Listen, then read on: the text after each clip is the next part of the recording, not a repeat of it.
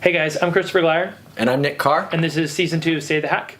And today we're going to get into it real quick. We've got a lot of stuff to talk about. So we're going to start with Threat Activity Roundup. Posted a poll on Twitter last night to hear what you guys want to talk about. It was a pretty resounding answer. You didn't want to hear about React attacks recently because I got no votes for that. So we chatted a bit about that last episode and put out a blog about that. So if you want that, there it is. Yeah. All right. So the things you did want to hear about were DNS espionage and some of the APT3 attacks that we've seen with potential. Yeah, the APT33. Yep. Yes, so since we last had our episode in Christmas sweaters, today we got, I guess, hacker hoodies, a little more casual, growing out the beard. I noticed you didn't shave either, so a little bit. We're going to talk about, let's hit up front some of the activity that is aligned with, potentially with APT33. We put out the blog post called Overruled. Put it out at the end of last year. It was like one of the longer blog posts we put out in a while, I think. Yes. So it's kind of cool because between that and the previous APT29 post, we're trying to talk about getting to the technical details of some of the unknowns and start sharing that activity earlier before we've reached all of our final conclusions. But that was kind of a neat story, how we it started with our 24/7 managed defense team, the SOC for the world that we have, and these guys stopped a few intrusions, and we didn't know a lot about it. And frankly, from their perspective, a lot of guys probably it was closing out alerts. It was a Tuesday for them, right? A little bit of investigation and moving on. And we wanted to take the time to pull that together because there was a lot of indication as we looked at the larger story that those attackers were actually aligned with APT33, the guys that likely deployed Shamoon. And so the blog post explores that, and what I was hoping people would get out of it, what we're trying to share with the public and get our teams excited about, and SOCs all over the place, is like the things you're investigating, the things you're looking up might lead to some of these other attacks, and no one really talks about the things that are stopped. They only talk about the things that were successful. And so we also use the opportunity to talk about Ruler, and specifically Ruler homepage persistence. So Sense Post's Ruler tool, I don't know if you had seen it a lot, but we've certainly noticed an uptick. Yeah, and we've definitely talked about it on multiple different shows, but we tried to kind of walk through some of the technical details in the blog and some of what it means. One thing, if you're doing an investigation and say you see Outlook spawning command.exe or PowerShell or something else, you shouldn't just assume that was a spear phishing attack, because in this case, if someone uses Ruler or something else, it could be that they either got or guessed or credential stuffed or something accounts to a user and then used homepage persistence to run code on that user's box. Right. So same with the multiple modules of Ruler and all the different ways you could use, exploit the Outlook client to launch those commands. So we see that a lot there. We try to be pretty explicit in the blog, suggesting, hey, this often is misinterpreted as a phishing email because it starts with Outlook, but if you think that's the case, you make fundamental mistakes, like you don't know that in order to use this, they already had valid credentials. Right, which means you have a bigger problem that, from a remediation or investigative perspective, that, how did they get those credentials? Did they guess them? Do they have other users' credentials? Yep. Right. And people get into putting mitigations in the wrong place, like email security stuff, which is helpful and necessary, and I really recommend it, but they have single-factor credentials. Right, or wipe the box and move on, even if it had malware. Like, great, okay, well, I've remediated that. Well, actually haven't, because they can just do the same thing to the user's next box, right? Yes. So if you get a chance, definitely check out that blog if you didn't have the opportunity to. And one little side note, Doug Beanstalk, who does we talked about him previously with this Ponoth tool. He spoke at ShmooCon recently about O365 security. He noted that the patch for homepage persistence is actually pretty brittle and can be rolled back in the registry, so recommends that there's not a real permanent fix that's in place for homepage persistence. Well, it's a client-side patch on a server-side patch too. Yes. Right? Yeah, so you have the issue with people that have maybe Office 365 and think that because that's secured for them, they don't need to worry about the client that's actually accessing it, which is the core of the issue. And then the client patch here is pretty brittle, and there's a number of ways to roll it back. So we expect we'll keep seeing this used in the wild. Yep. I mean, no hasn't stopped anybody using it, even though the patch has been out for a while. It's a super popular technique across multiple groups. So speaking of mitigations that are hard, DNS espionage. Yeah. So this one, so we released a blog as a follow-up to Talos, a blog they put out in November, and we kind of highlighted three different, a range of different threat actors that we believe have Iranian nexus, and there were three different kind of techniques that they were using, either as a means to break into a victim or to facilitate an intrusion into a victim. So the basic attack goes that you would break into, say, the registrar, and in the registrar you would then update the A record or an NS record, and you may use that with, say, a DNS redirector, which is the third type of attack. And the key here is you're actually updating the DNS record, say, for mail.victim.com. To point to the attacker's infrastructure. So now every, say Outlook client or Thunderbird or whatever you use, say, your browser with Outlook Web Access, it's going to then get the IP address of the attacker's C2 server. They would also then register, say, a new certificate, and they use multiple different certificate providers, but say Let's Encrypt, with the actual mail.victim.com in the certificate. And the reason they could do that is because once you own DNS, that's all the validation that the certificate providers can do is make sure that you own the DNS infrastructure, which you do. So they have now, say, a Let's Encrypt certificate is the example used in the blog. There are other providers that were used. And I now get your traffic from your Outlook client to flow through me when it goes to mail.outlook.com, can man in the middle of the traffic, and then get clear text visibility to, say, your creds. Or if I do it to your VPN, say your vpn.victim.com, I can now get it for your VPN creds and or any multi-factor authentication you have is now flowing through me that's going to that particular location. So I can harvest usernames, I can harvest credentials, potentially multi-factor, and or anything else going over that particular channel. So yeah, it's pretty bad, hard to detect at scale, specifically hard to put out, IOCs, because you just have impacted victims if they're compromising at the registrar. Right.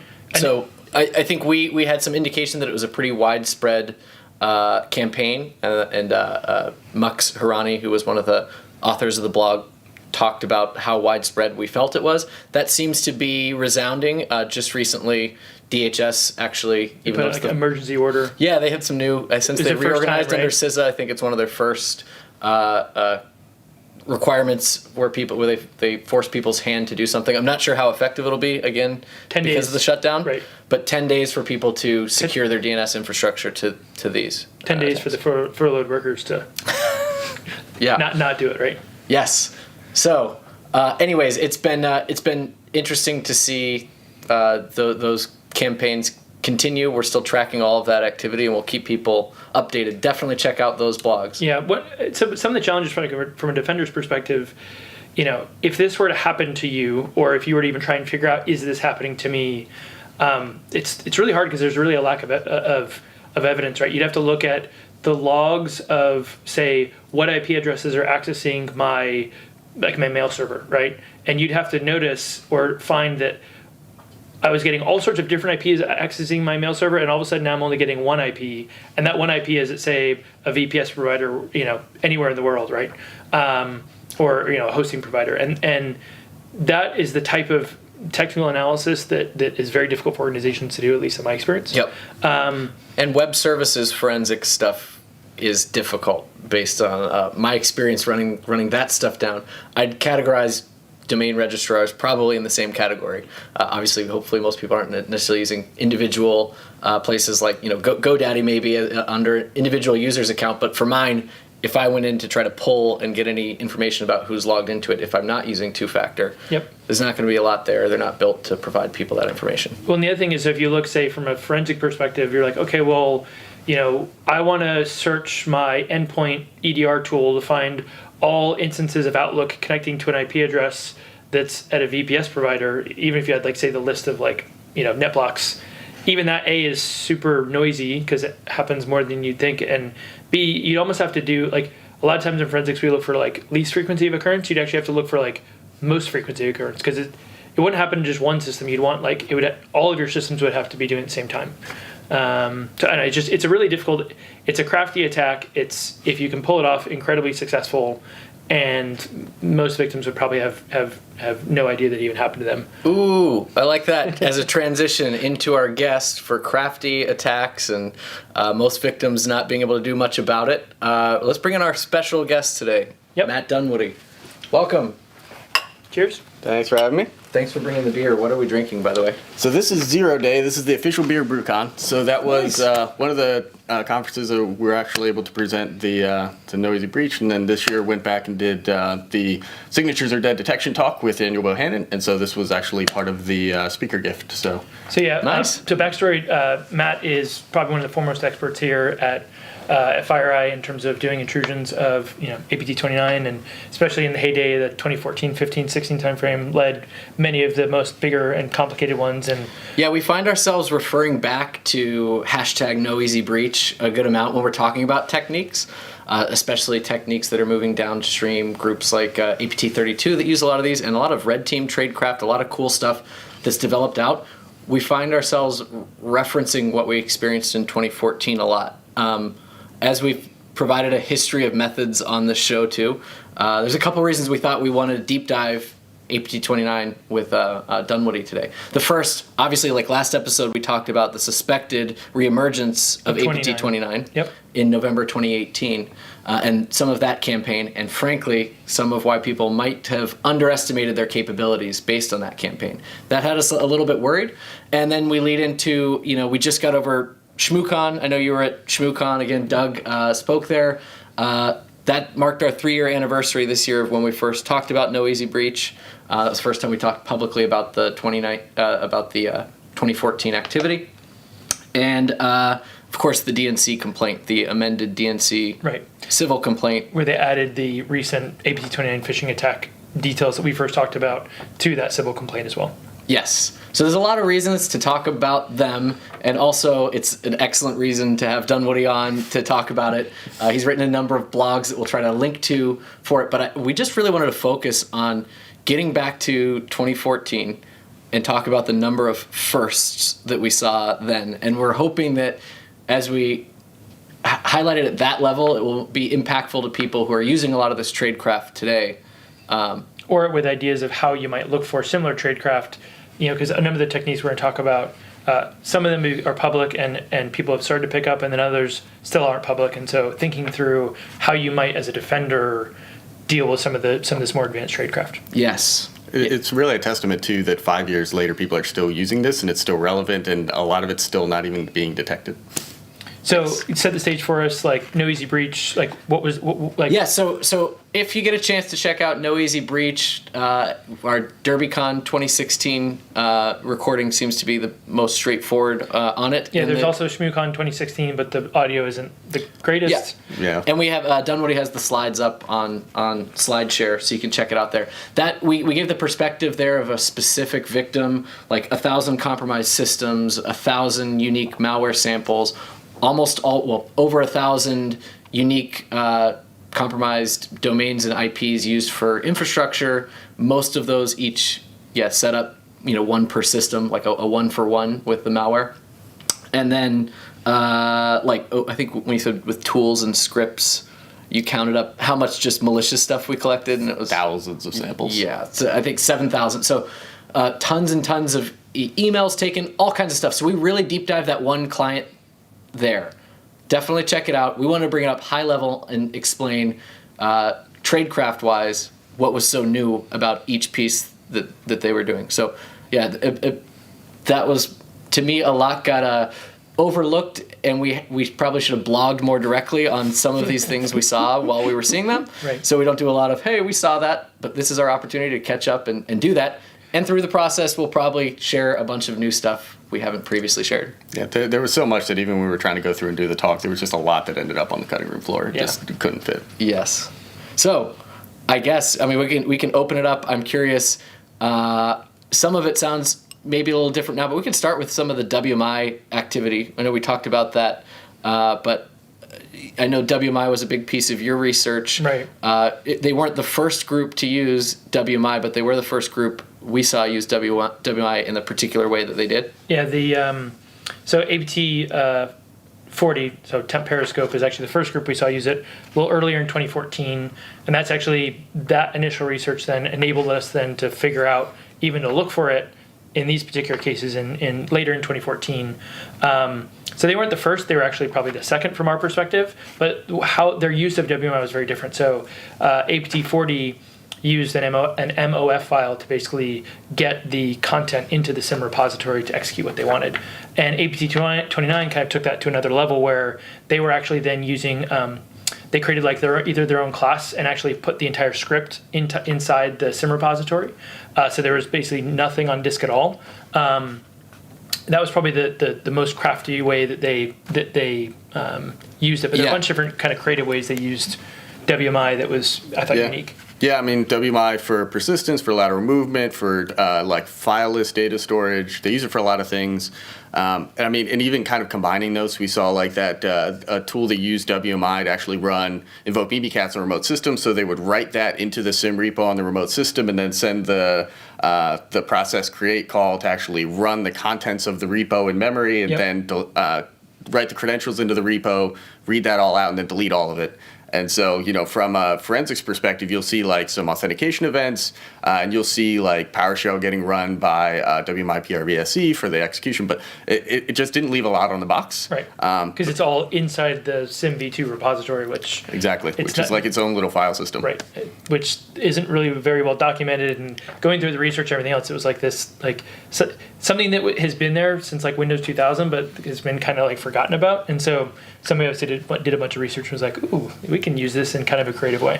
Absolutely. And actually, because of that, we now have the Flare WMI tool that will actually parse all that repo. And we even put in there the capability to grab slack space out of there. So when you delete stuff in the SIM repo, it doesn't actually, like it gets like deallocated, but not really deleted. And so we actually do have a tool now that we can pull that data out. And so that's really useful if you have an attacker doing something crafty like that. For some of the, like, and you've spoken about the encrypted backdoors that was basically stored on a remote system in the WMI repo, and like wasn't there specific controls around when that would compile, like set for the compiling in the future? Yeah. So I did write a blog on a backdoor that we call Pushspy, and so basically it would have the data written into the SIM repository, encrypted, and then they would have basically a persistence element in there that would run on certain days of the week at certain times, and each time we saw was configured a little bit differently. But you know, so it might be Tuesday, Wednesday, Thursday, Friday at 12:35 it's going to beacon out, and then it would basically go in, decrypt the contents of that script out of the repo, execute it in memory, and then basically it used a domain generation algorithm that used only legitimate compromised domains. And actually those were specifically for organizations that were geographically located near the target. And then was able to use that as its C2 mechanism. So basically would just beacon every now and then to something that looked completely legitimate. I think we'll get a little bit more into some of how that worked as well. And when we say 1,000 compromised domains and IPs that they used, to me that's one of the most fascinating cases, because the infrastructure used there, they compromised and they maintained, right? And they reused it, and that's some of how we tied them together. And it wasn't like a mom and pop shop, right? It was another large organization that is well known. So, from a defender's perspective on the WMI side, things that like how would you find it if someone was using WMI maliciously? You could use, say, PowerShell if you want to query all your systems and get all the command line event consumers or the active script event consumers, and then basically stack that data and see like what's common in your environment, what's not, what's it pointing to.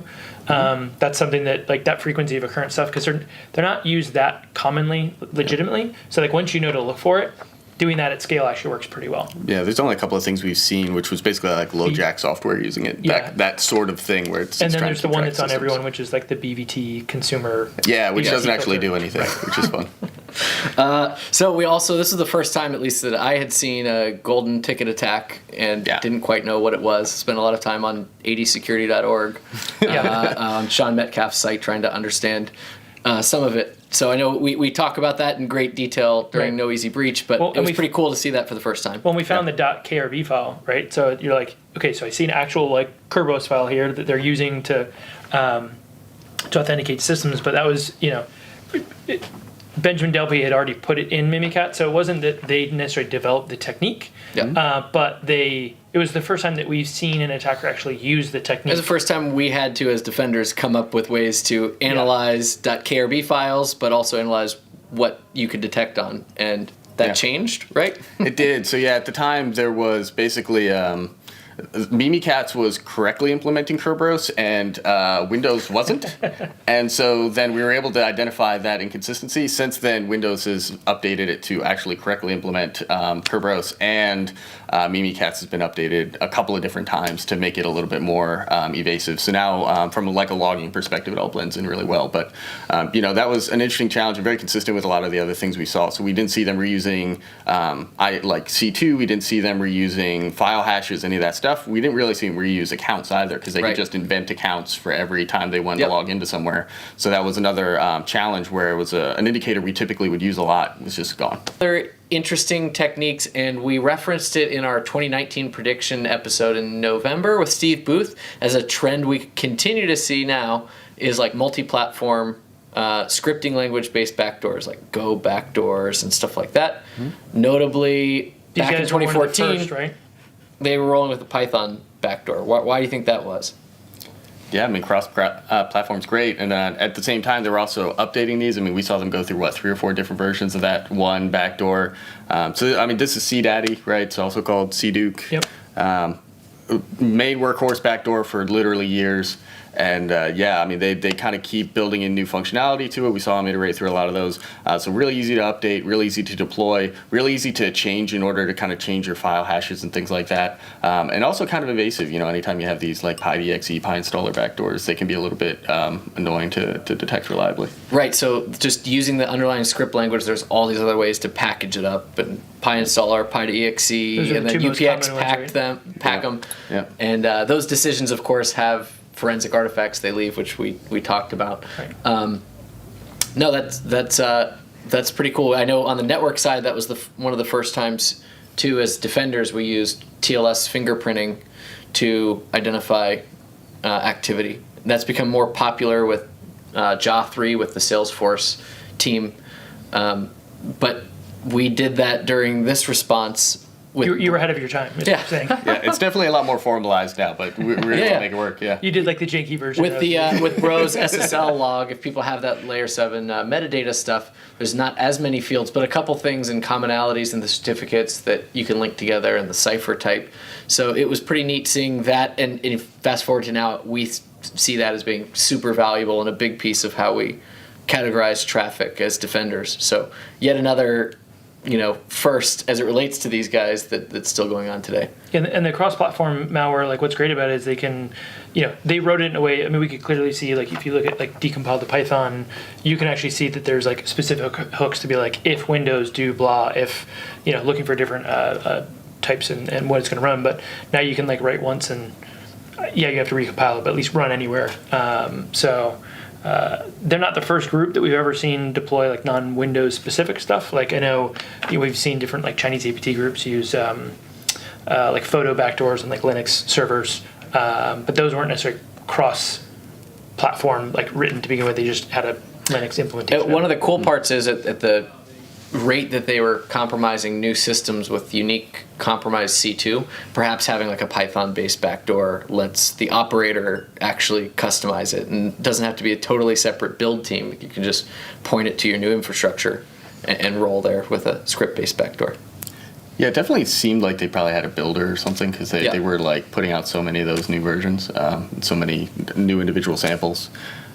Yeah, so I think one of the more notable things was, at least like from the presentation, obviously the IR, was that like at one point during the investigation, they were just trying to like outrun the investigation team. Like, you guys want to walk through a little bit, kind of, I don't know, kind of what that felt like, or what you were experiencing with that, because that's not it's not a super common trend that we see. I mean, obviously we see attackers try and like maybe like do that once, but not like on a daily basis for like weeks and months. Yeah, so I mean, after that initial remediation attempt that wasn't successful prior to like our heavy involvement, the attacker, just went nuts. They that main CDADI backdoor, they deploy that to a dozen systems a day, anywhere between 10 and 15. They configure some of them a little bit differently than others, and kind of watch what we were doing, watch which systems were getting pulled offline, things like that. And then they really used a lot of that noise to kind of cover some of their more discrete activities. So whenever they did data theft, they would access the system, use that to do data theft, and then just burn that down and never touch that system again. So there were so many systems that they were touching throughout this process, whether it was just kind of for noise, whether for persistence, some of their deeper persistence where they were putting in, some of these more interesting backdoors we found, things like the domain fronting backdoor that maybe we'll talk about a little bit more, or hammer toss, one of the ones that, I still see references to hammer toss routinely on Twitter. And it's amazing to think that, we found this backdoor 5 years ago and it's still influencing tool development and Even thinking today. So using that kind of OPSEC where you use your own noise to hide in is something that I don't think we've really seen anywhere else, and is a really interesting and kind of unique perspective for this group. Everything was so layered. So not only would there be noise that they generate each day and the 10 systems you have to run down and then one they would operate on, but I think you just mentioned they wouldn't, even if we didn't find them before we were really excellent at finding them, every 2 or 3 days they would just pack up and move. And so you'd respond and you'd look at the system and you're like, with their pattern behavior, and then be like, all right, they wouldn't remain, they don't maintain their foothold. They would pack it up and move that foothold somewhere else. And that was what was, they just had a crazy understanding, I think, of the defender perspective, maybe because they were also targeting the IR team, but that's sure. True. Yeah, and that does kind of segue us into the next thing, which is actually targeting the response efforts in a concerted way to actually monitor the email and communications of both the security team and the IT teams that would be involved, and really leveraging that data to their benefit. So that was the end goal, right? Was targeting VIP emails, targeting intel specifically from individuals, but they would also roll up the security team and device alerts and everything like that. Yeah. So how are they accessing email like that? Yeah, so we've seen them access email in a number of different ways. In this particular organization, they were using Exchange Web Services. So they had a custom script that just wrapped the EWS DLL, and so then just made legitimate connections into EWS. It was all encrypted. It was all very legitimate looking, but at the same time, they were able to pull down email for anyone they wanted. It was a really nice full feature tool too. You could specify, did you want the inbox or the sent files, give a date range, everything you could possibly want for mass consistent email data theft. And so that was definitely a first for us with using that Exchange admin account with the flexibility. It wasn't the first time we saw email harvesting. Right. Because APT1 and everybody else has done it for a long time. But specifically using the EWS API with the Exchange. To come back and feel it was supporting espionage, right? They would take off. There was a Russian holiday, as it turned out, and they came back after that and gave it, attack 5 to get the last 5 days as opposed to the last 3 days over that weekend. And I remember seeing that, but you just actually really thinking oh man, at the rate they're taking it, perhaps they're even analyzing it at this rate. And the flexibility, the documentation in the tool, the debugging was really nice. Yeah. Oh yeah, all of their scripts, all of their tools, really well written, nice output, cleanly formatted. And so all these scripts were in addition to the 7 total new backdoor families introduced during the intrusion.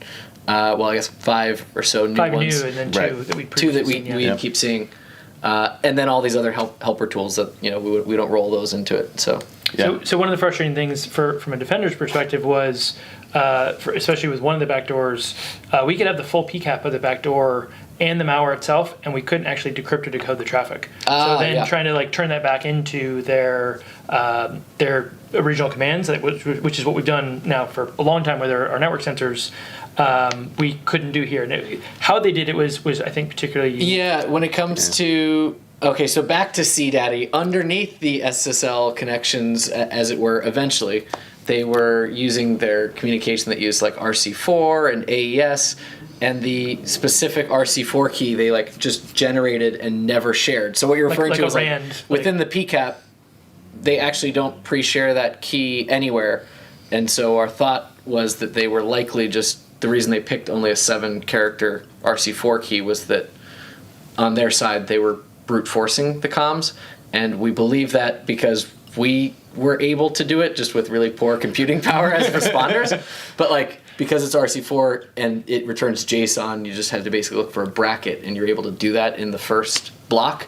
But we couldn't figure out any other way that it was being shared back, and it's feasible that they were basically just literally within it, randomly generating it, not sharing back, and then on their end they would just brute force. Yeah, and that was like generation 4 or 5 of that backdoor. So we used to be able to decode all of it, and then it got harder, and then we just couldn't. The worst. Yep. Or the best. Depending on how you look at it. I still haven't seen another group use that technique. That's still like kind of first and only to them. Yep. Yeah. I don't know if you guys have, but that's something I'm aware of. Yeah. I mean, another good technique, we touched on hammer toss briefly, but I mean, the way that they deployed that, the backdoor itself is amazing, and we have a really good report out there on it that you can just pull up off of our blog. This tiny little .NET backdoor, super flexible. But the way that they deployed it, overwriting like the legitimate Windows Error Reporting Manager, using the existing persistence for that so you can't see it, and they were actually double time stomping those as well, and padding the file out to the right size, and replacing the version information on it. Like, they were so thorough with that. It was really hard to actually nail that down. So we said, like, I think they used 7 different persistence mechanisms just for their one backdoor that they would rotate through. What's so hard with the persistence is, like, you kind of only know after deep diving on a system how something is persistent. I remember this with like Fin7 and some of our guys that were responding to find the shimdb persistence stuff, and you only really you have to lead to figuring out, okay, how is this persistent?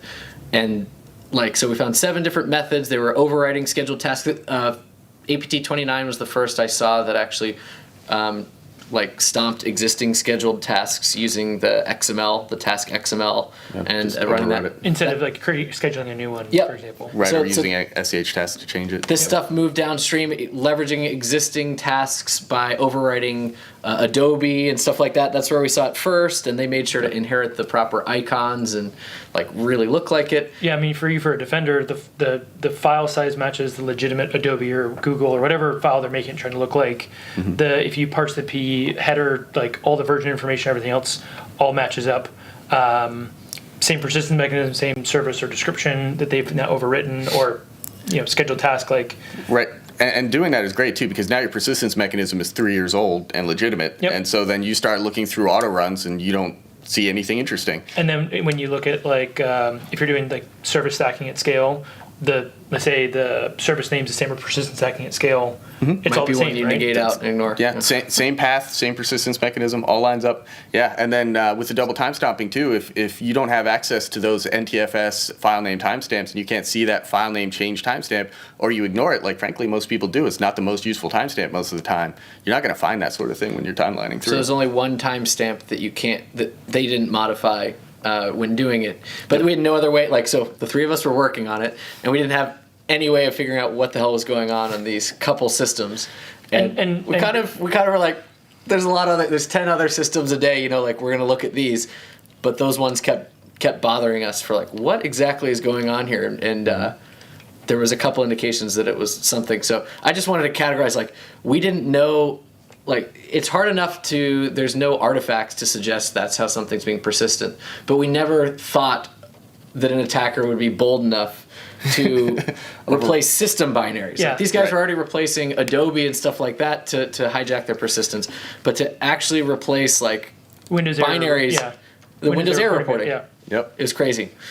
And no other indication that was the case outside of network stuff. I guess if you place Windows error reporting and the system crashes, it doesn't really matter because the box still like. True. Actually, the box is crashed, right? That could be a good TTP, right? Because like there's certainly been lots of rumors that Microsoft finds some good stuff in those crash reports sometimes. So hey, now you're also kind of denying telemetry. Yeah, absolutely. So you mentioned hammer toss. I did want to hit on that. This was like the first case where I feel like steganography was a bit of a meme, and we've seen it. We've certainly since then seen more and more people using it, and people would kind of just do it as a little bit of a stunt. Hammer toss was kind of the first time I feel like combining that with legitimate services that blew me away. Yeah, just downloading pictures off of Twitter or wherever, and it looks completely legitimate. And so you mentioned Twitter, right? So what was it doing with Twitter? That was one of the first times that was the first time I saw. We've seen legitimate services before, but social media as a legit service for C2. So they'd have like an API key set up to access Twitter as an account, and then they would then have that the account they were accessing like a friend of, but it would be like closed, or so that you like if you browse their account. Yeah, so by controlling it at that API level and as that account for people that are trying to figure this out, it's a little bit different than just publicly blasting your commands, right? They would be protected tweets where other people couldn't view them unless you they were were friended. friends.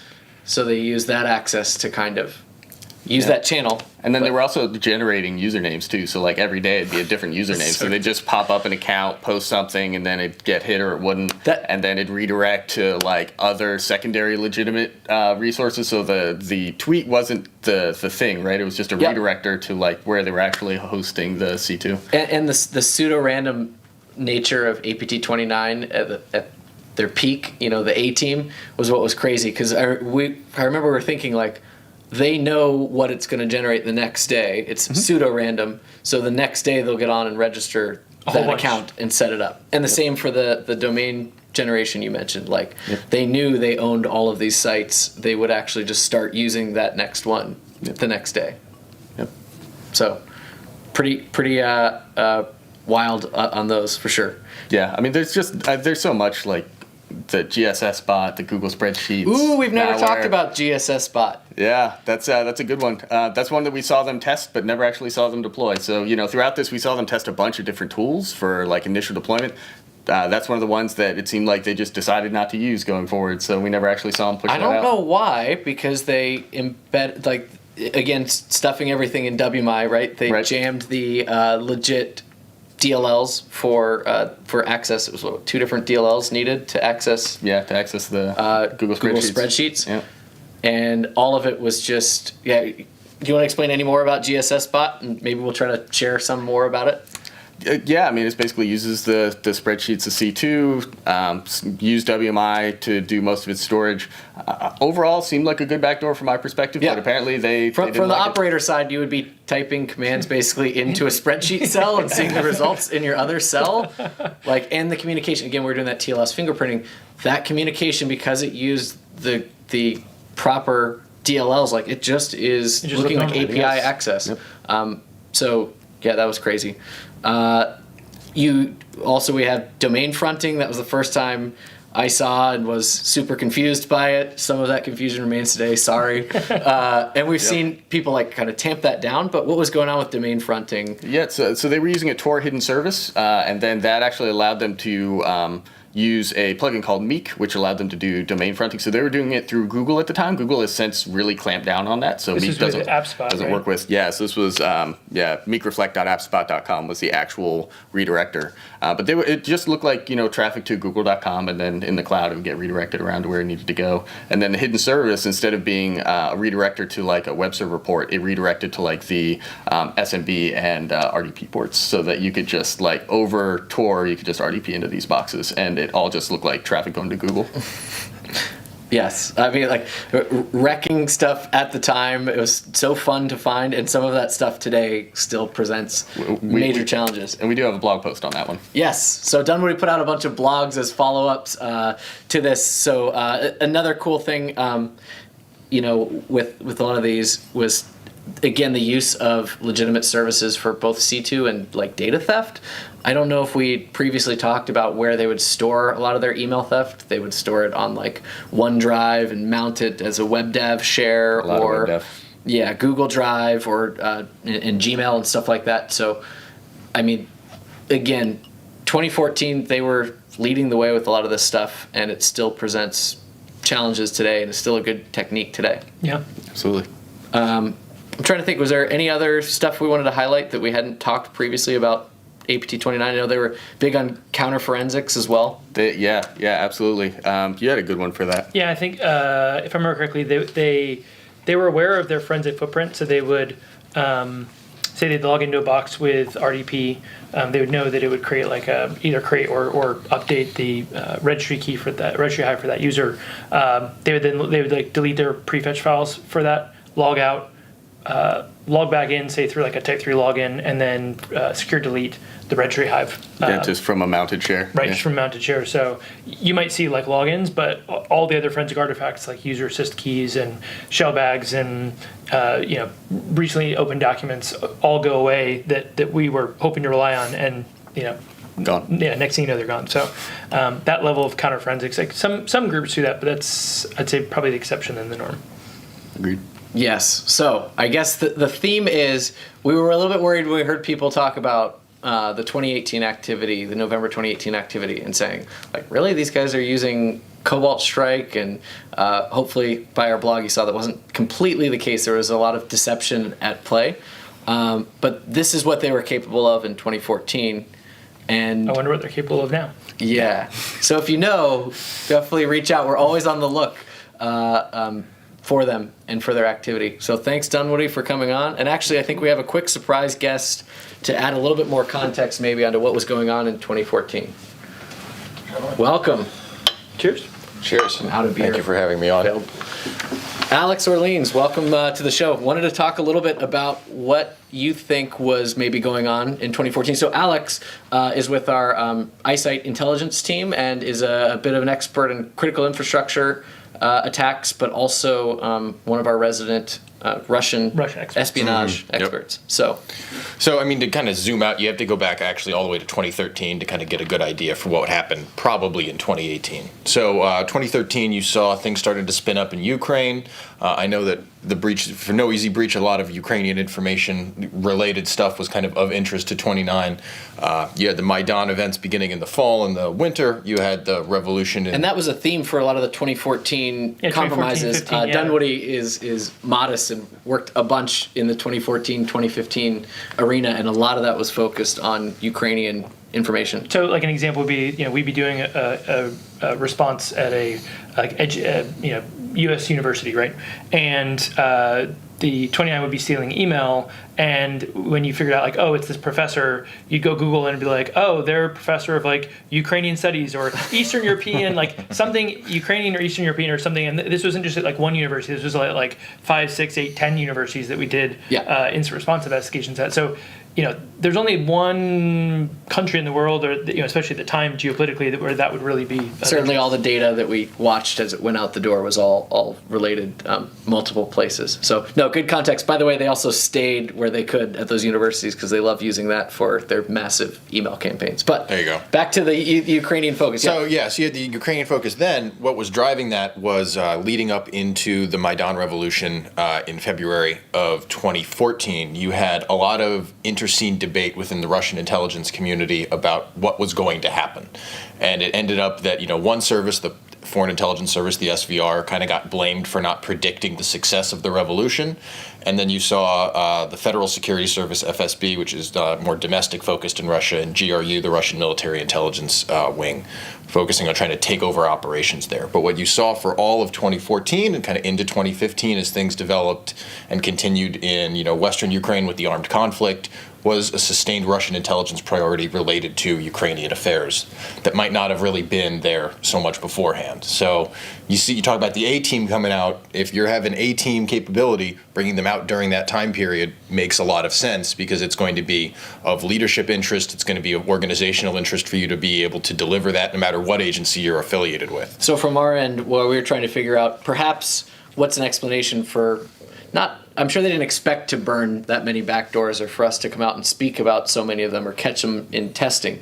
But the reason maybe to throw everything at it and maintain it is to go for sort of the lead position in providing that particular intelligence to meet that requirement. Yeah, absolutely. And even that could even be a bigger incentive depending on if they're sponsored by a particular Russian service. It could even mean that there are political or organizational dynamics saying we really need to deliver on this compared to so-and-so. So we're willing to throw whatever resources it takes to make that a reality. Because within that competition space, we talk about within the West, there's competition between intelligence agencies, but they're not burning each other's officers and assets and stuff in like what's going on over there. So the resource competition is much more fierce. So being willing to throw more resources to meet those requirements and be seen delivering is a lot higher. And then you have, you look at their activity, we're trying to put the 2018 into context, right? You then see them going after their traditional political intelligence kind of spectrum of targets between... Certainly the 2016 timeframe. And 2015 too. And then they kind of drop off the map after their big, the U.S. election happens, they do another one of their big kind of collection efforts, and then they just drop off the map. And then we see, something that looks like APT29 come back right after the midterms. There's a lot of possible explanations there. One of them could be, that these operators really have a political intelligence collection requirement, and they couldn't not engage in that kind of louder activity. They needed to do something to at least ensure some minimum level of coverage, or maybe it was something even pro forma. And then you get into something more complicated where it could have been, and you mentioned that there was deception in the tactics being used, there could have been deception in the intent as well. It could have been masking particular intent going after a certain target that remains unknown to researchers. It could have been like getting lost in the noise. Which would fit within 29's general standard practices of using noise as cover for action. And that may fit even with, like, if you saw on Twitter, I talked about like kind of the number of organizations in the 2018 Spearfish, but like the number of emails that went to them, there was like a really like weird distribution where it was like most of them it was 2 or 3 people, and then a couple that was like 100 or 200, pretty high numbers of individuals. So that might, I guess the idea there is you just create so much activity that either defenders, either from a national or individual level, just I guess can't keep up with it. Or, But then there's also the fact that, because of this was so loud, and I think you and I have actually interacted a little bit on Twitter about this. What? The idea that, for basically 48 hours, there was a long stretch where the security community was like, look, they're back and we caught them. And that's a dynamic that, bad guys can count on if they can predict that behavior for incident responders and researchers. If it were any other group, I wouldn't think that was the case. But as we're talking with Dunwoody, they have APT29 has a very solid understanding of the defender mindset, forensics, how the process works. So I would expect they have a very solid understanding of the threat intel community. And while I like to keep it fact-based, the facts were that we saw organizations that were targeted that were much more focused on threat intel sharing throughout it and attribution throughout it than what actually happened post-compromise and immediate moving to throughout their network, which did happen.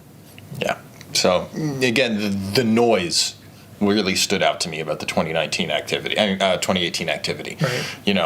There's still wiggle room on if it was APT29 or not. I think there's a debate to be had there. I'm not sure how much of a debate, but a worthwhile one to whatever extent. But yeah, I think that, Yeah, despite it being listed in the DNC complaint, at this point, at the point of this recording, we still track that as separate activity that's probably related, but we haven't tied it together yet, if we ever will. So, yeah. Awesome. Well, thanks for your input and insights into that.